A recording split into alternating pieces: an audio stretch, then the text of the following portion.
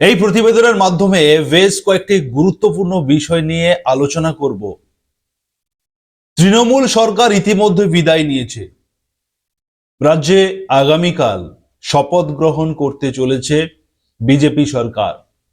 আর এই বিজেপি সরকারের শপথ গ্রহণের পর থেকে এই রাজ্যে যে সমস্ত তৃণমূলের আমলে যে সমস্ত প্রকল্পগুলো চালু ছিল, সেই প্রকল্পগুলোর মধ্যে কোনগুলো চালু থাকবে এবং কোনগুলো বন্ধ হয়ে যাবে, এই বিষয় নিয়ে মূলত আজকের এই টপিক। যত ধরনের প্রকল্পগুলো চালু ছিল এতদিন তৃণমূল সরকারের আমলে, সেই সমস্ত প্রকল্পগুলির মধ্যে কোনগুলি চালু থাকবে বিজেপি সরকারের আসার পরেও এবং কোনগুলো বন্ধ হয়ে যাবে, সেই বিষয় নিয়ে আলোচনা এই প্রতিবেদনের মাধ্যমে।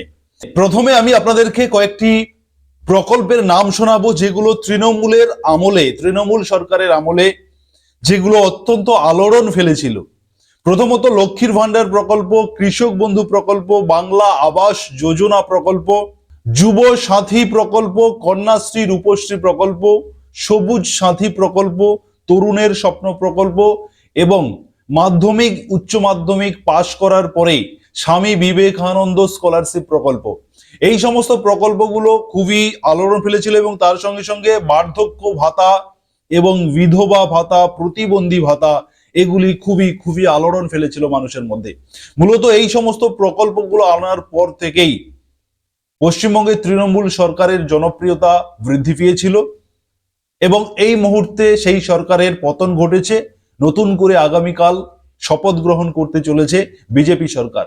এখন আপনাদের মনের মধ্যে একাধিক প্রশ্ন ঘুরে বেড়াচ্ছে যে এই সমস্ত প্রকল্পগুলো চালু থাকবে তো, যেগুলো আর্থিক বেনিফিট প্রতি মাসে মাসে আপনাদের অ্যাকাউন্টে চলে আসতো, সেই প্রকল্পগুলো চালু থাকবে তো? সেই প্রসঙ্গ নিয়েই আজকের আমরা বিস্তারিতভাবে আপনাদেরকে আলোচনা করব। এই ভিডিওটি আপনারা প্রচুর প্রচুর শেয়ার করবেন, ইউটিউব থেকে দেখলে সাবস্ক্রাইব করবেন, নোটিফিকেশন বেল বাটন অন করে রাখবেন, যারা ফেসবুক থেকে দেখছেন ফলো করবেন এবং অবশ্যই শেয়ার করবেন। প্রথমে আসি লক্ষ্মীর ভান্ডার প্রকল্প বন্ধ হয়ে অলরেডি গেছে, বন্ধ হয়ে যাবেও এবং বিজেপি সংকল্প পত্রতে জানিয়েছে যে বিজেপি সরকার পশ্চিমবঙ্গে এলে লক্ষ্মী ভান্ডারের প্রকল্পে তারা চালু করবে অন্নপূর্ণা ভান্ডার এবং সেখানে ডাবল বেনিফিট ৩,০০০ টাকা প্রতি মাসে সমস্ত মহিলাদের ক্ষেত্রে, ধর্ম বর্ণ নির্বিশেষে সমস্ত মহিলাদের ক্ষেত্রে, মহিলাদের অ্যাকাউন্টে ৩,০০০ টাকা করে প্রতি মাসে জুন মাস থেকে ঢোকা শুরু করবে। সেরকমই ইচ্ছা রয়েছে বিজেপি সরকারের, এখনো বলছেন শুভেন্দু অধিকারী বলেছেন, শ্রমিক ভট্টাচার্য বলেছেন। তার জন্য আপনাদেরকে একটুখানি অপেক্ষা করতে হবে, আমরা প্রতিনিয়ত এই আপডেটগুলো আনবো, অবশ্যই আপনারা আমাদের সঙ্গে থাকবেন। এক নম্বরে বলে দিলাম, লক্ষ্মীর ভান্ডারের পরিবর্তে লক্ষ্মীর ভান্ডার বন্ধ হবে, পরিবর্তে অন্নপূর্ণা ভান্ডার ৩,০০০ টাকার বেনিফিট। কৃষক বন্ধু প্রকল্প, যেটা আমাদের পশ্চিমবঙ্গের কৃষকদের মধ্যে খুবই খুবই আলোড়ন ফেলেছিল, এই কৃষক বন্ধু প্রকল্প বন্ধ হয়ে যাবে। চালু থাকবে প্রধানমন্ত্রী কিষাণ সম্মান নিধি যোজনা। হতে পারে এই যোজনার আর্থিক বেনিফিট বৃদ্ধি, হতে পারে এই প্রধানমন্ত্রী পিএম কিষাণ সম্মান নিধি যোজনার আর্থিক বেনিফিট বৃদ্ধি হতে পারে, যেটা আপনারা বছরে ৬,০০০ টাকা পান, খানিকটা বৃদ্ধি হওয়ার সম্ভাবনা থাকবে।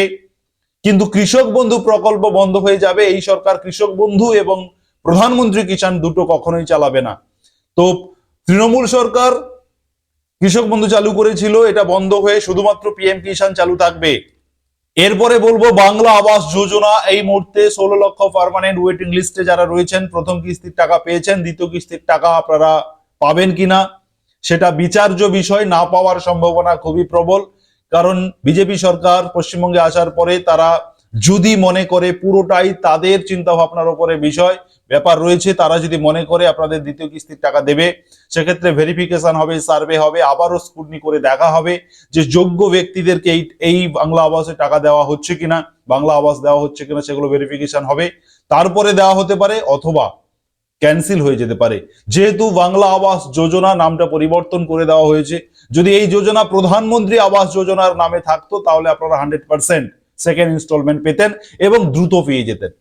যেহেতু নাম পরিবর্তন করে দেওয়া হয়েছে, সে কারণে কিন্তু বিষয়টা কিন্তু আপনারা যারা টাকা পাচ্ছেন, আপনাদের না পাওয়ার সম্ভাবনা অনেকটাই কিন্তু প্রবল, অনেকটাই না পাওয়ার সম্ভাবনা বেশি। তো এই বাংলা আবাস যোজনা বন্ধ হয়ে যাবে, বন্ধ হয়ে চালু হবে 3 লক্ষ টাকার বেনিফিটের প্রধানমন্ত্রী আবাস যোজনা। আবারও বাংলায় ফিরছে প্রধানমন্ত্রী আবাস যোজনা, যেটাকে তৃণমূল সরকার বন্ধ করে দিয়েছিল। এরপরে আসবো যুব সাথী প্রকল্প, যেটা ভোটের আগেই চালু করা হয়েছিল, তৃণমূল সরকার চালু করেছিল ভোটের আগে। এই মুহূর্তে সেটা বন্ধ হয়ে গেছে এবং বিজেপি সংকল্পপত্রতে জানিয়েছে যে যুব সাথী প্রকল্প বন্ধ হয়ে যুব শক্তি প্রকল্প চালু হবে। বাংলার যুবকরা 3,000 টাকা করে তার আর্থিক বেনিফিট এবং তার সঙ্গে সঙ্গে একাধিক কর্মসংস্থানের সুযোগ তারা করে দেবে, এমন সংকল্প কিন্তু তারা জানিয়েছে। এবারে আসছি যে বার্ধক্য ভাতা এবং বিধবা ভাতা, এই দুটি, এবং মানবিক ভাতা। মানবিক ভাতা মানে প্রতিবন্ধী ভাতা অলরেডি কেন্দ্র সরকারের রয়েছে। এই মানবিক ভাতাটা কনভার্ট হয়ে যাবে কেন্দ্র সরকারের যে প্রতিবন্ধী ভাতা রয়েছে, ডিসেবিলিটি যে পেনশন রয়েছে, ভাতা রয়েছে, সেখানে কনভার্ট হবে। বার্ধক্য ভাতা থাকবে, আশা করছি থাকবে, কারণ এটা খুবই খুবই খুবই গুরুত্বপূর্ণ একটা ভাতা। বয়স্কদের জন্য এই ভাতা খুবই কার্যকর। সব বন্ধ হয়ে গেলেও এই ভাতা চালু রাখা খুবই প্রয়োজন বলে আমি মনে করছি। সে কারণে বার্ধক্য ভাতা, বিধবা ভাতা, প্রতিবন্ধী ভাতা, এই 3টে ভাতা পশ্চিমবঙ্গ সরকার চালু রাখার সম্ভাবনা রয়েছে। এবারে আসছি আর একটি অত্যন্ত গুরুত্বপূর্ণ প্রকল্প, স্বাস্থ্য সাথী কার্ড, যার মাধ্যমে 5 লক্ষ টাকার চিকিৎসার সুযোগ আপনারা পেতেন। সেই প্রকল্প বন্ধ হয়ে গিয়ে নতুন প্রকল্প, যেটা অলরেডি রয়েছে, অন্যান্য স্টেটে রয়েছে কিন্তু পশ্চিমবঙ্গে ইনঅ্যাক্টিভ করে রাখা হয়েছিল, আয়ুষ্মান ভারত প্রকল্প। সেই প্রকল্পের মাধ্যমেও আপনারা সারা ভারতবর্ষের যে কোনো হসপিটালে চিকিৎসার জন্য আপনারা 5 লক্ষ টাকার চিকিৎসার আর্থিক সহায়তা আপনারা আয়ুষ্মান ভারত কার্ডের মাধ্যমে পাবেন। এবারে আসছি স্কুলের জন্য, স্কুলের ছাত্রছাত্রীদের যে সবুজ সাথী প্রকল্পের মাধ্যমে সাইকেল দেওয়া হতো, এই প্রকল্পটা কতটা প্রয়োজনীয়তা রয়েছে সেটা আপনারা বিচার করুন। তবে এই প্রকল্প চালু থাকবে না। তরুণের স্বপ্ন প্রকল্প, যেটার মাধ্যমে তরুণদের হাতে মোবাইল ফোন তুলে দিয়ে তাদেরকে পড়াশোনা থেকে ডিটাচ করে দেওয়া হয়েছে তৃণমূল সরকারের আমলে। সব থেকে আমি বলবো এই তরুণের স্বপ্ন প্রকল্পের মাধ্যমে মোবাইল তুলে দেওয়াটা আমি কোনোভাবেই সাপোর্ট করছি না। এটা ভয়ঙ্কর একটা প্রকল্প ছিল। এই মোবাইল তুলে দেওয়ার ফলে ছাত্রছাত্রীরা পড়াশোনা থেকে তারা কিন্তু ডিটাচ হয়ে গেছে এবং তার সঙ্গে সঙ্গে তারা অনেক খারাপ কাজে লিপ্ত হচ্ছে। সেই কারণে তরুণের স্বপ্ন প্রকল্পকে বন্ধ করে দেওয়া উচিত এবং বন্ধ করেও দেবে। এটা অত্যন্ত আপত্তিকর একটি প্রকল্প, আপনারা নিশ্চয়ই সেটা অনুভব করেন। সে কারণে তরুণের স্বপ্ন প্রকল্প বন্ধ হবে। এবং মাধ্যমিকের রেজাল্ট রয়েছে আজকের, উচ্চ মাধ্যমিক রেজাল্ট রয়েছে কিছুদিনের মধ্যে, যেটা Swami Vivekananda merit come and স্কলারশিপের মাধ্যমে 12,000 টাকা প্রতি বছর দেওয়া হতো। এই প্রকল্প বন্ধ হয়ে ন্যাশনাল স্কলারশিপ স্কিমের আওতায় নিয়ে আসা হবে সবাইকে।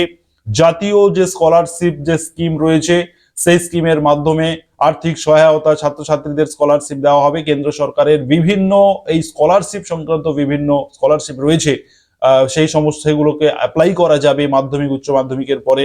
তবে স্বামী বিবেকানন্দ স্কলারশিপ বা বিকাশ ভবন স্কলারশিপ নামে যেটা তৃণমূল সরকার চালাতো, সেই প্রকল্প বন্ধ হয়ে যাওয়ার সম্ভাবনা থাকছে প্রবল। এছাড়া আরো কিছু কিছু প্রকল্প রয়েছে যেগুলোর নাম আমি করছি না, যেগুলো একেবারেই অপ্রয়োজনীয় বলে বুদ্ধিজীবীরা মনে করছেন। যে কিছু কিছু তৃণমূল সরকারের কিছু প্রকল্প, যেমন কন্যাশ্রী প্রকল্পটা আমি ভুলে গিয়েছিলাম। কন্যাশ্রী এবং সবুজ সাথী প্রকল্প, এই দুটি প্রকল্প বন্ধ হয়ে যাবে। কন্যাশ্রী প্রকল্প বন্ধ হয়ে গিয়ে কেন্দ্রীয় সরকারের প্রকল্প একটি রয়েছে, বেটি বাঁচাও বেটি পড়াও একটি প্রকল্প রয়েছে, এই প্রকল্পতেই কনভার্ট করা হবে বা এই প্রকল্পটাকেই চালু করা হবে, যেহেতু বিজেপি সরকার শপথ গ্রহণ করছে আগামীকাল। সেই কারণে, আর রূপশ্রী প্রকল্প, যেটা বিয়ের আগে মেয়েদেরকে দেওয়া হতো 25,000 টাকা, এই রূপশ্রী প্রকল্পটাও বন্ধ হয়ে যাওয়ার সম্ভাবনা প্রবল। শুধুমাত্র পড়াশোনার জন্য মহিলাদের বা নারীদের তাদের স্বাধীনতা, তাদের আত্মবিশ্বাস, পড়াশোনার প্রতি আগ্রহ, এগুলি বাড়ানোর জন্য নানান রকমের সুবিধা নিয়ে আসবে বিজেপি সরকার।